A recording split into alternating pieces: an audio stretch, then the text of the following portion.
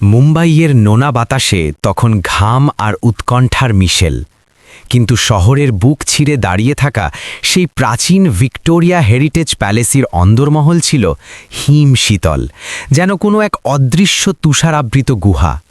সেই হাড় কাঁপানো ঠান্ডাতেও উপস্থিত প্রতিটি মানুষের কপালে বিন্দু বিন্দু ঘাম জমছিল, কারণ হলের ঠিক মাঝখানে দণ্ডায়মান ছিল এক যান্ত্রিক দানব, লোহার যমদূত। কালচে লোহা আর তামাটে পিতলের কারুকাজে মোড়া সেই দানবীয় সিন্দুকটি সাধারণ কোনো সিন্দুক ছিল না, সেটি ছিল প্রকৌশল বিদ্যার এক জটিল ধাঁধা এবং অঢেল ক্ষমতার চাবিকাঠি। সেই জমাটবদ্ধ ঠান্ডার মাঝেও আগুনের উত্তাপ ছড়াচ্ছিল শহরের সবচাইতে দাম্ভিক শিল্পপতি বিক্রম সিংহানিয়ার মেজাজ। কয়েক কোটি টাকার সম্পদ আর বংশের গোপন নথিপত্র এক আদিম যান্ত্রিক লকের আড়ালে আটকা পড়েছে, যা খোলার সাধ্য পৃথিবীর বাঘা বাঘা ইঞ্জিনিয়ারদেরও নেই। ঠিক সেই মুহূর্তে অন্ধকারের আড়াল থেকে এগিয়ে এলো এমন একজন, যার হাতে কোনো দামি সরঞ্জাম ছিল না, ছিল কেবল কলকবজার স্পন্দন বোঝার এক অদ্ভুত ক্ষমতা। শুরু হলো এক অসম লড়াই, যেখানে একদিকে ছিল কোটি টাকার দম্ভ আর অন্যদিকে ছিল এক মেকানিক কিশোরের সততা ও প্রতিভা।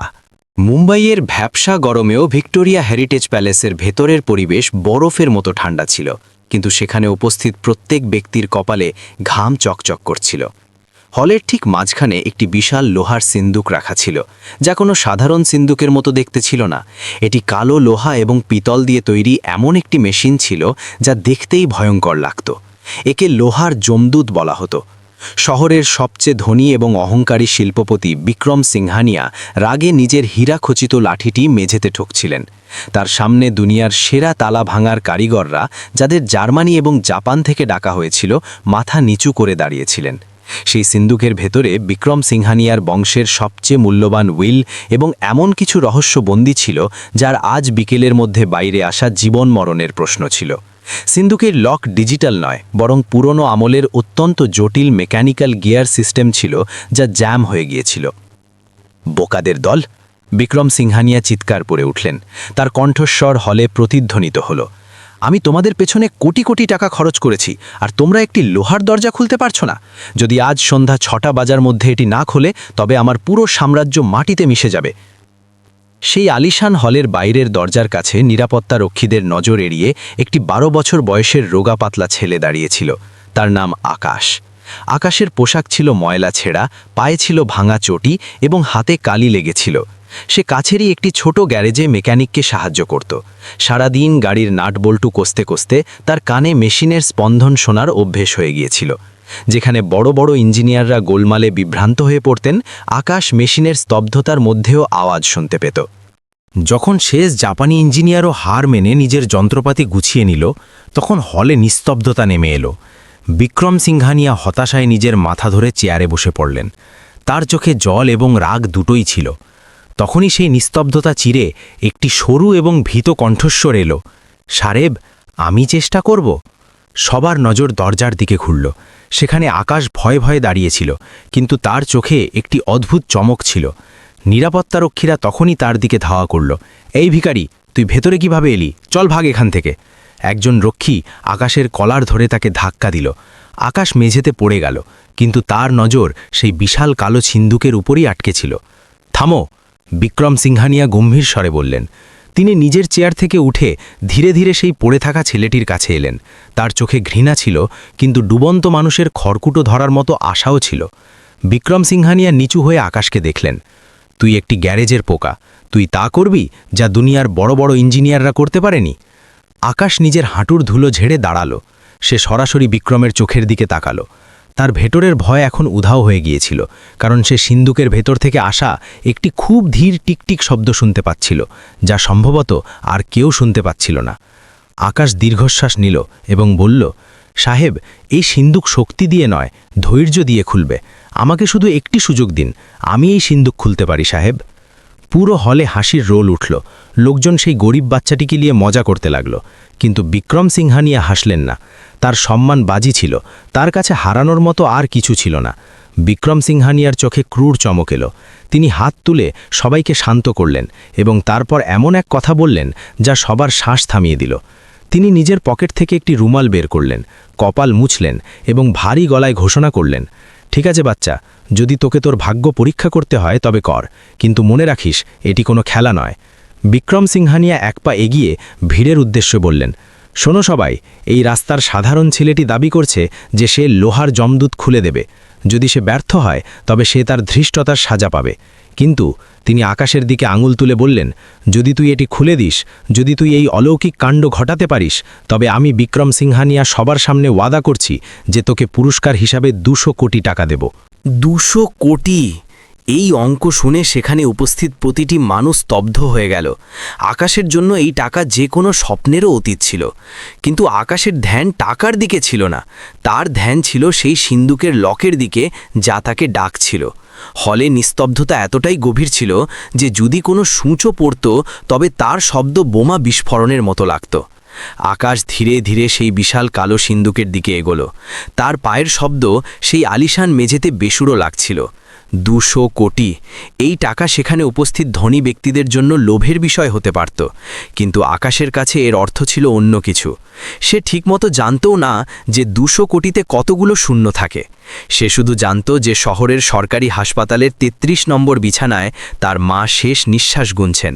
তার হার্ট অপারেশনের জন্য 5 লাখ টাকার দরকার ছিল। আকাশের কাছে সেই সিন্দুক সম্পদের দরজা নয়, বরং তার মায়ের জীবনের দরজা ছিল। সে কাঁপা হাতে সিন্দুকের ঠান্ডা লোহা স্পর্শ করল। সেই ধাতু বরফের মতো শীতল ছিল। আকাশ নিজের চোখ বন্ধ করল এবং একটি দীর্ঘশ্বাস নিল। সে নিজের চারপাশে দাঁড়িয়ে থাকা স্যুট বুট পরা লোক, রাগে লাল হয়ে থাকা বিক্রম সিংহানিয়া এবং হাতে বন্দুক নিয়ে থাকা রক্ষীদের নিজের মস্তিষ্ক থেকে পুরোপুরি মুছে দিল। এখন সেখানে শুধু দুটি জিনিসই ছিল, সে এবং লোহার যমদূত। আকাশ নিজের পকেট থেকে একটি ছোট জংধারা লোহার তার বের করল। এটি কোনো হাইটেক সরঞ্জাম ছিল না, শুধু একটি সাধারণ সাইকেলের স্পোক ছিল যা সে ঘষে ধারালো করেছিল। ভিড়ের মধ্য থেকে কারো হাসির শব্দ এলো।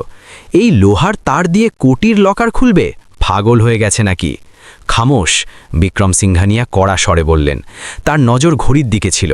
6:45 বেজে গিয়েছিল। মাত্র 15 মিনিট বাকি ছিল। ছেলে, তোর সময় শুরু হয়ে গেছে। যদি তুই আমার সময় নষ্ট করিস তবে আমি তোকে পুলিশের হাতে দেব না, বরং সরাসরি কুকুরের সামনে ফেলে দেব। আকাশ কোনো জবাব দিল না। সে তার বাম কান সিন্দুকের ডায়ালের ঠিক পাশে ঠেকিয়ে দিল। তার আঙুলগুলো, যা সারাদিন গ্যারেজে গ্রিজ এবং তেলে মাখা থাকত, এই মুহূর্তে কোনো সার্জনের মতো নিপুণভাবে ডায়ালটি ধরেছিল। সে ডায়ালটিকে খুব ধীরে ডান দিকে ঘোরালো। খট, টিক। একটি খুব হালকা শব্দ, যা সম্ভবত বিক্রম সিংহানিয়া বা জাপানি ইঞ্জিনিয়াররা শুনতে পাননি, আকাশের কানে প্রতিধ্বনিত হল। এটি সিন্দুকের ভেতরে চলতে থাকা গিয়ারের ঘর্ষণের শব্দ ছিল। আকাশের বাবা, যিনি একসময় এই শহরের সবচেয়ে সেরা তালা তৈরির কারিগর ছিলেন এবং দারিদ্র্যের মধ্যে মারা গিয়েছিলেন, তিনি আকাশকে একটি কথা শিখিয়েছিলেন, বেটা, প্রতিটি তালার একটি হৃদয় থাকে। তাকে জোর করে ভেঙো না, তার সাথে কথা বলো, সে নিজেই পথ করে দেবে। আকাশ সেই নীতিতেই কাজ করছিল। সে তালার সাথে লড়াই করছিল না, তাকে অনুভব করছিল। ঘাম তার কপাল বেয়ে চোখে যাচ্ছিল, কিন্তু সে চোখের পলক পর্যন্ত ফেলেনি। 5 মিনিট কেটে গেল। পরিবেশের উত্তেজনা বাড়ছিল। রক্ষীরা এখন অস্থির হয়ে উঠছিল। বিক্রম সিংহানিয়া নিজের লাঠি মুষ্টিতে চেপে ধরছিলেন। হঠাৎ আকাশের হাত থামল। সে ডায়ালটিকে 1 মিলিমিটার পেছনে করল।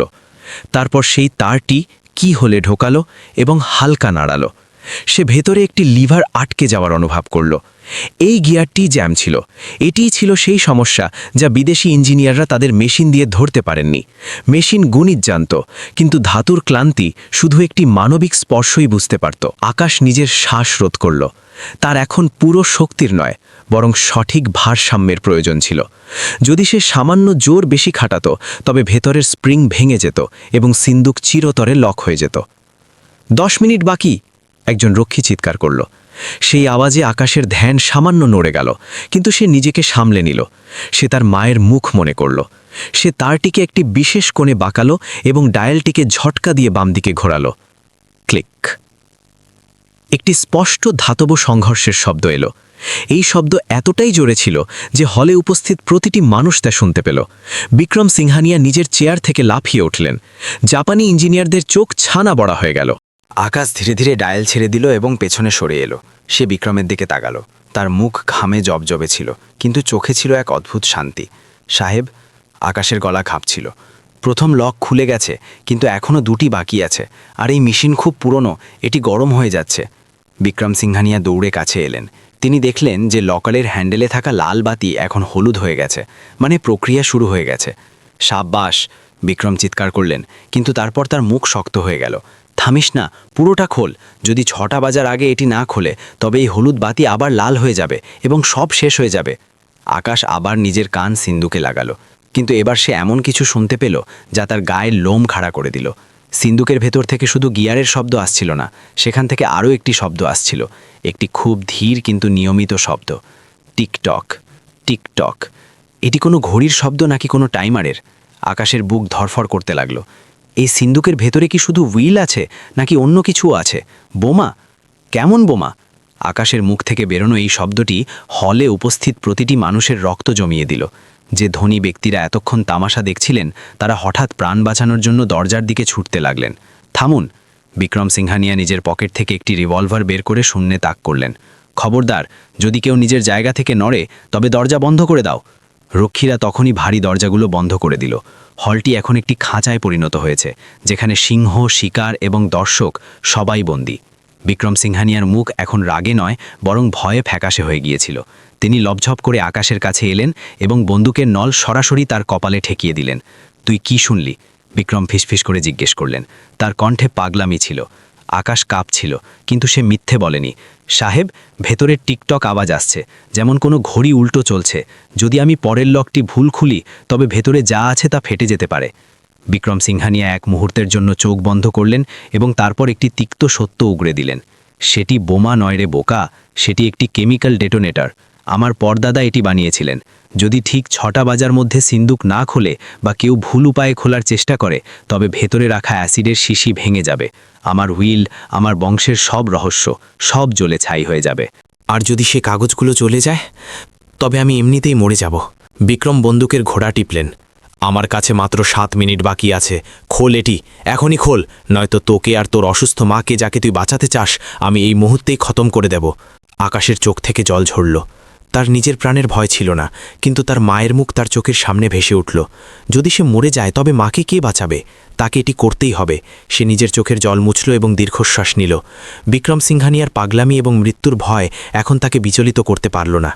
স্যার, বন্দুক নিচে নামান, আকাশ ধীর কিন্তু শক্ত গলায় বলল। আপনার হাত কাঁপছে। যদি গুলি চলে যায় তবে সেই আওয়াজের কম্পনেই ভেতরের অ্যাসিড পড়ে যাবে। বিক্রম স্তম্ভিত হয়ে গেলেন। একটি 12 বছরের বাচ্চা তাকে নির্দেশ দিচ্ছিল? তিনি ধীরে ধীরে বন্দুক নিচে নামালেন, কিন্তু তার আঙুল ট্রিগারেই ছিল। আকাশ আবার সিন্দুকের দিকে ফিরল। এখন দ্বিতীয় লক তার সামনে ছিল। এই লকটি প্রথমটির থেকে সম্পূর্ণ আলাদা ছিল। এতে কোনো চাবি লাগানোর জায়গা ছিল না, শুধু একটি গোল চাকা ছিল যা আলাদা আলাদা নম্বরে সেট করতে হতো। সমস্যা ছিল যে আকাশের কোড জানা ছিল না, তাকে শুধু শব্দের সাহায্যে সঠিক নম্বর খুঁজতে হচ্ছিল। হলে নিস্তব্ধতা এতটাই গভীর ছিল যে মানুষের হৃৎস্পন্দন শোনা যাচ্ছিল। আকাশ চাকাটি ঘোরাতে শুরু করল। Tick tick tick. প্রতিটি নম্বরে একটি হালকা শব্দ আসছিল। তাকে সেই বিশেষ শব্দটিকে চিনতে হতো যা বাকি শব্দগুলোর তুলনায় সামান্য ভারী। 10, 20, 35। না, এটি নয়। আকাশ আবার ঘোরালো। 57, 58, 62। কাট। একটি ভিন্ন শব্দ এলো। আকাশ সেখানেই থামিয়ে দিল। প্রথম নম্বর 62। সে বিড়বিড় করল, এখনও 2টি নম্বর খুঁজতে হবে, এবং দেয়াল ঘড়ি জানালো যে 5টা বেজে 56 মিনিট হয়ে গেছে, মাত্র 4 মিনিট বাকি। হঠাৎ সিন্দুকের ভেতর থেকে আসা টিকটক শব্দ বেড়ে গেল। এখন সেটি হলে দাঁড়িয়ে থাকা লোকজনের কানেও পৌঁছাতে লাগল। টিক টক, টিক টক। তাড়াতাড়ি কর, বিক্রম চিৎকার করলেন। এই মেশিন গরম হয়ে যাচ্ছে। আকাশ নিজের চোখ বন্ধ করল। সে তার সমস্ত ইন্দ্রিয়কে নিজের আঙুলের ডকায় কেন্দ্রিত করল। সে দ্বিতীয় নম্বর খুঁজল।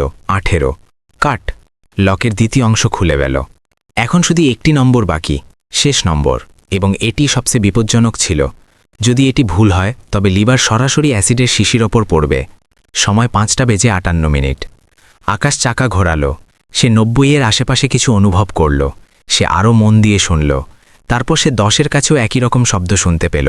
সে বিভ্রান্ত হয়ে গেল। মেশিন তাকে ধোঁকা দিচ্ছিল। এতে 2টি ফলস গেট ছিল, একটি সঠিক ছিল, একটি মৃত্যুর পথ। 50-50 সুযোগ। আকাশ পিছনে ফিরে বিক্রমকে দেখল। সাহেব, 2টি পথ আছে, একটি 90-এ যায়, একটি 10-এ। আমি জানি না সঠিক কোনটি। যদি ভুল বেছে নিই তবে সব শেষ। আপনি মালিক, আপনি বলুন কোন নম্বরটি বাজব? বিক্রম সিংঘানিয়ার অহংকার পলকের মধ্যে চুরমার হয়ে গেল। তিনি ঘামে ভিজে একাকার ছিলেন। কোটি কোটি টাকার সাম্রাজ্য গলা মানুষটি আজ একটি নম্বর বাঁচতে কাঁপছিলেন। আমি জানি না।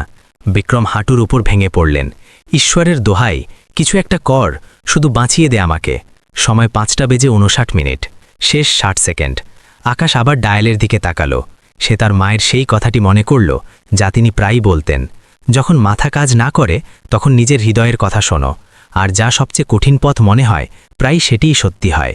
90-এর পথ সহজ মনে হচ্ছিল, মসৃণ। 10-এর পথ খসখসে এবং জ্যাম। আকাশ সিদ্ধান্ত নিয়ে নিল। সে কাঁপা হাতে ডায়ালটিকে 10-এর দিকে ঘোরাতে শুরু করল। বৃষ্টির ফোঁটা গাড়ির জানালায় টোকা দিচ্ছিল। গাড়ির ভেতরের দুনিয়া বাইরের ঠান্ডা এবং কাদা থেকে সম্পূর্ণ আলাদা ছিল। শান্ত, গরম এবং দামি আতরের গন্ধে ম করছিল। পেছনের সিটে বসা ব্যক্তিটি একটি মোটা তোয়ালে আকাশের দিকে বাড়িয়ে দিলেন। চোখের জল মুছে ফেলো বেটা, সেই ভারী কণ্ঠস্বর বলল। দুর্বল মানুষরা কাঁদে, শক্তিশালীরা হিসাব করে। আকাশ মাথা তুলল। সামনে বসা ব্যক্তির বয়স প্রায় 50 বছর ছিল। চেয়ারে একটি রাজকীয় তেজ এবং চোখে আগুনের মতো চমক ছিল। ইনি শহরের দ্বিতীয় বৃহত্তম শিল্পপতি রণবীর প্রতাপ সিং ছিলেন, যিনি বিক্রম সিংঘানিয়ার সবচেয়ে বড় শত্রু বলে পরিচিত ছিলেন।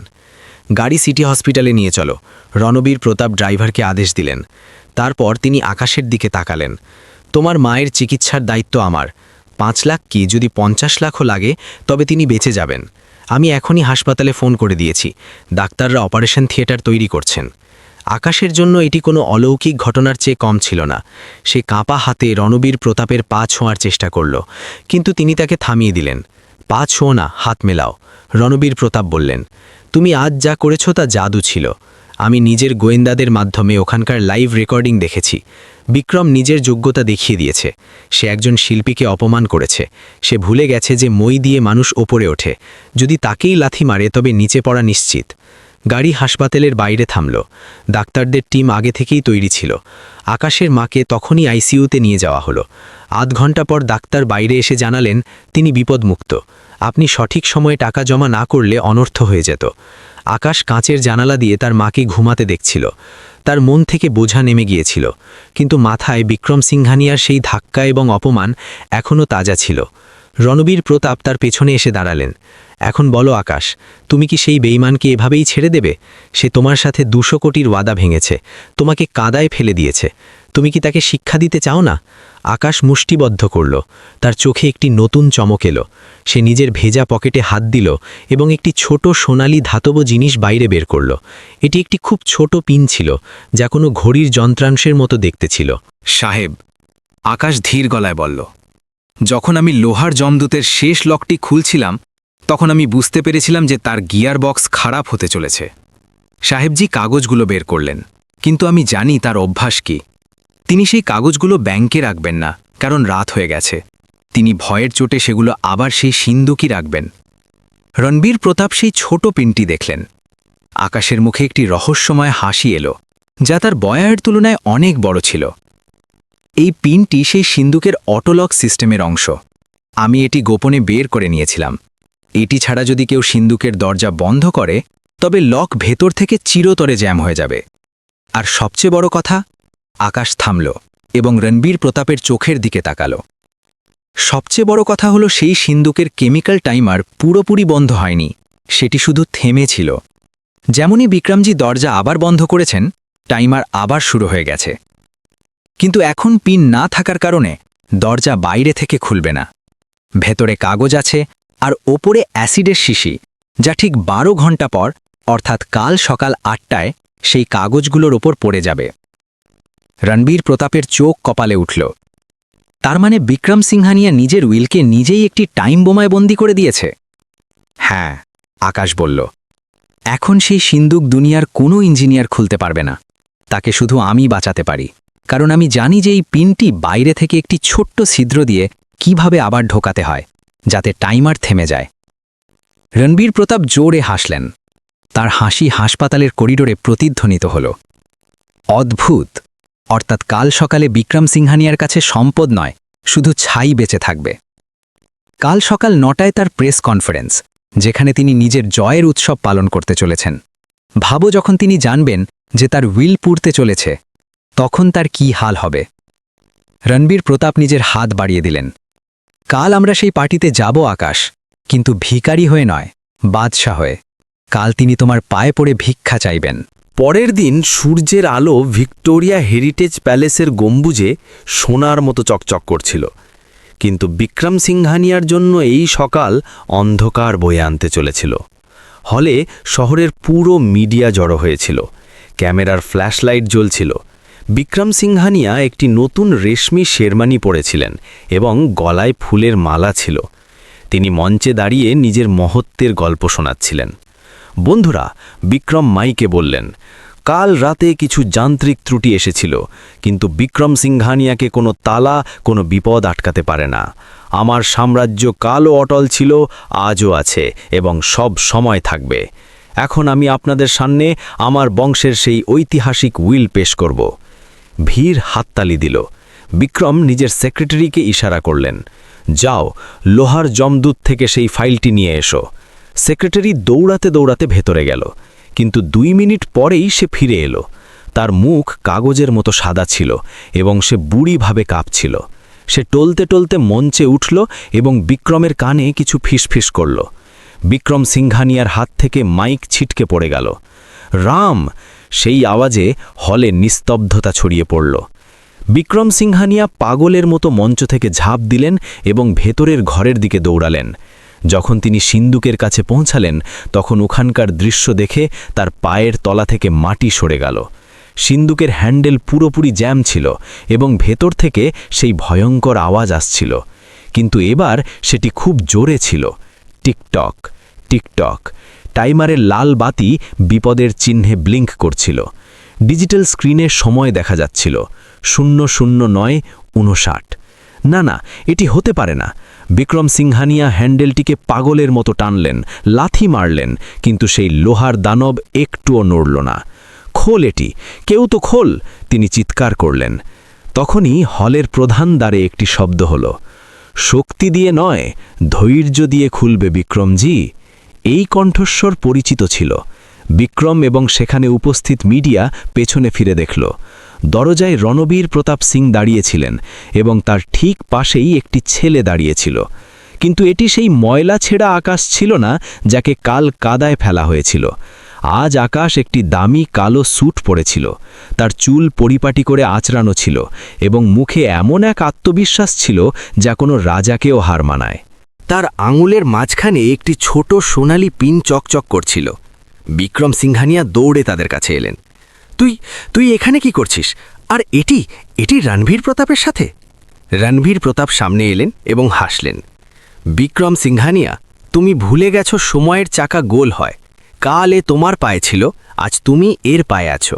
তোমার সিন্দুকের সেই অটোলক সিস্টেম জ্যাম হয়ে গেছে, কারণ তার একটি গুরুত্বপূর্ণ অংশ, এই পিনটি আমাদের কাছে আছে। আকাশ পিনটিকে শূন্যে ছুঁড়ে লুফে নিল। সাহেবজি, আপনার কাছে মাত্র 8 মিনিট বাকি আছে। 8 মিনিট পর সেই হাতুড়ি পড়বে, অ্যাসিডের শিশি ফাটবে এবং আপনার পূর্বপুরুষদের উইল, আপনার সমস্ত বন্ড সব জ্বলে ছাই হয়ে যাবে। আর উইল ছাড়া আপনার সমস্ত সম্পত্তি সরকার এবং পাওনাদারদের কাছে চলে যাবে। আপনি পথে বসে যাবেন। বিক্রম সিংহানিয়ার অহংকার পলকের মধ্যে গলে গেল। তার চোখের সামনে তার পুরো সাম্রাজ্য জ্বলতে দেখা যাচ্ছিল। তিনি কাঁপতে কাঁপতে আকাশের দিকে এগোলেন। বেটা, আকাশ, বিক্রমের কণ্ঠস্বর অনুনয় করতে লাগলো। আমাকে ক্ষমা করে দে, আমার ভুল হয়ে গেছে। ওই পিনটি আমাকে দিয়ে দে, আমি তোকে মালামাল করে দেব। আকাশ শীতল দৃষ্টিতে বিক্রমকে দেখল। মালামাল? কাল আপনি বলেছিলেন যে আপনি আমার প্রাণ ভিক্ষা দিয়েছেন, ওটাই আমার পুরস্কার ছিল। আজ আমি আপনার প্রাণ ভিক্ষা দিচ্ছি, এটি কি যথেষ্ট নয়? না না, বিক্রম সিংহানিয়া এখন পুরোপুরি ভেঙে পড়েছিলেন। তিনি মিডিয়া এবং শত শত ক্যামেরার সামনে সেই 12 বছরের ছেলের পায়ে হাঁটুর উপর ভেঙে পড়লেন। তিনি হাত জোর করলেন। আমি ভিক্ষা চাইছি, আমাকে বরবাদ করিস না। তোর কি চাই বল? 200 কোটি, আমি এক্ষুনি চেকে সই করছি। 500 কোটি, আমার অর্ধেক রাজ্য নিয়ে নে, কিন্তু ওই পিনটি আমাকে দিয়ে দে। পুরো হল স্তব্ধ ছিল। শহরের সবচেয়ে অহংকারী মানুষ, যে কাল একটি বাচ্চাকে কাঁদায় ফেলছিল, আজ সেই বাচ্চার জুতোর উপর মাথা ঘষছিল। আকাশ নিচু হয়ে বিক্রমের চোখের দিকে তাকালো। সাহেবজি, আমার আপনার টাকা চাই না, আমার সেই 200 কোটি চাই না যা আপনি কাল দেবার ওয়াদা করেছিলেন। আমার মায়ের চিকিৎসা শুরু হয়ে গেছে এবং রণবীর অঙ্কেল তার পুরো খরচ বহন করেছেন। আপনার কাছে আমার শুধু একটি জিনিস চাই। বিক্রম আশায় ভরা চোখে উপরে তাকালেন। কি চাই তোর? বল।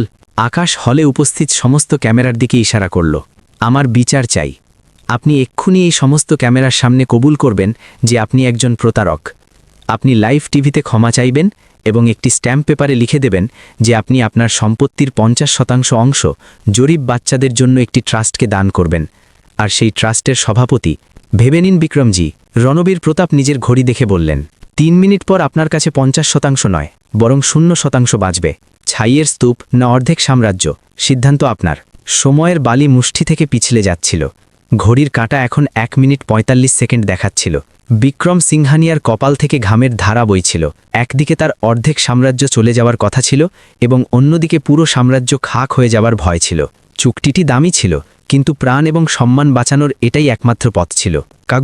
কাগজ কোথায়? বিক্রম চিৎকার করলেন। আমি সই করতে রাজি আছি, সবকিছু সই করব। রণবীর প্রতাপ সিং তুড়ি বাজালেন। তার উকিলরা, যারা ভিড়েই উপস্থিত ছিলেন, তখনই স্ট্যাম্প পেপারের বান্ডিল নিয়ে সামনে এলেন।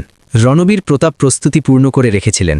ক্যামেরার ফ্ল্যাশলাইটের মধ্যে কাঁপা হাতে বিক্রম সিংহানিয়া সেই দলিলে স্বাক্ষর করলেন। তারপর তিনি মাইক ধরলেন এবং রুদ্ধ কণ্ঠে বললেন, আমি কবুল করছি যে আমি এই বাচ্চার সাথে প্রতারণা করেছি। আমি আমার সম্পত্তির 50% অংশ জনকল্যাণ ট্রাস্টকে দান করছি, যার সভাপতি হবেন আকাশ। এটি বলতেই বিক্রমের চোখ থেকে জল বেরিয়ে এলো। এই জল অনুশোচনার নয়, বরং নিজের সম্পদ হারিয়ে ফেলার শোকের ছিল। এখন তো পেনটি দে, বিক্রম চিৎকার করলেন। মাত্র 30 সেকেন্ড বাকি আছে। আকাশ একটি দীর্ঘশ্বাস নিল। সে সেই সোনালি পিন বিক্রমের হাতে দিল না, বরং নিজেই সিন্দুকের দিকে এগোলো। এখন সেখানে কোনো রক্ষী তাকে আটকালো না। সবাই দম বন্ধ করে দেখছিল। টাইমার 10, 9, 8, 7। আকাশ সিন্দুকের হ্যান্ডেলের কাছে একটি খুব সূক্ষ্ম সূচের ডগা সমান ছিদ্র খুঁজে বের করল। এটি সেই এমার্জেন্সি রিসেট হোল ছিল, যা শুধু নির্মাতা বা তা বুঝতে পারা ব্যক্তিই জানত। টাইমার 6, 5, 4। আকাশের হাত একদম স্থির ছিল। সে পিনটিকে ছিদ্রের ভেতর ঢোকালো। সে ভেতরে একটি হালকা বাধা অনুভব করল। এটিই সেই স্প্রিং ছিল যাকে চাপ দিতে হতো। টাইমার 3, 2। তাড়াতাড়ি কর! পেছন থেকে রণবীর প্রতাপও চিৎকার করে উঠলেন। আকাশ পিনটিকে পুরো শক্তি দিয়ে চেপে ধরল এবং সেই সাথে হ্যান্ডেলটিকে উল্টো দিকে ঝটকা দিল। ক্লিক, খটাক। ডিজিটাল স্ক্রিনে লাল বাতি জ্বলা বন্ধ হয়ে গেল। টাইমার 1 সেকেন্ডে এসে থেমে গেল। অ্যাসিডের শিশির পাশের হাতুড়ি নিজের জায়গায় জমে গেল। হলে 1 সেকেন্ডের নিস্তব্ধতা রইল এবং তারপর করতালিতে পুরো ভিক্টোরিয়া হেরিটেজ প্যালেস প্রতিধ্বনিত হল। বিক্রম সিংহানিয়া ধপাস করে মেঝেতে বসে পড়লেন। তার প্রাণ বেঁচে গিয়েছিল, তার কাগজ বেঁচে গিয়েছিল, কিন্তু তার অহংকার চিরতরে চুরমার হয়ে গিয়েছিল। আকাশ পেছনে সরল এবং নিজের পকেট থেকে নিজের ময়লা রুমাল বের করে হাত মুছল। এখন সে ওখানকার মেকানিক নয়, বরং শহরের সবচেয়ে বড় চ্যারিটি ট্রাস্টের মালিক ছিল। বিক্রম সিংহানিয়া নজর তুলে আকাশকে দেখলেন। তার চোখে এখন রাগ নয়, বরং একটি অদ্ভুত ভয় ছিল। আকাশ বিক্রমের কাছে গিয়ে বলল, সাহেবজি, আপনি বলেছিলেন যে মেশিন আবেগ বোঝে না, কিন্তু আপনি ভুলে গেছেন যে সেই মেশিনগুলো তৈরি করা মানুষ হয়। আপনি লোহার সিন্দুক বানিয়ে নিয়েছেন, কিন্তু বিশ্বাসের চাবি হারিয়ে ফেলেছেন। মনে রাখবেন, আসল আমিরই ব্যাংক ব্যালেন্সে নয়, নিয়তে থাকে। এতটুকু বলে আকাশ রণবীর প্রতাপ সিংয়ের দিকে তাকালো। রণবীর প্রতাপ গর্বের সাথে তার পিঠ চাপড়ে দিলেন। চলো বেটা, তোমার মা অপেক্ষা করছেন, রণবীর প্রতাপ বললেন। আকাশ শেষবারের মতো সেই বিশাল লোহার যমদূতকে দেখল, যা তার ভাগ্য বদলে দিয়েছিল।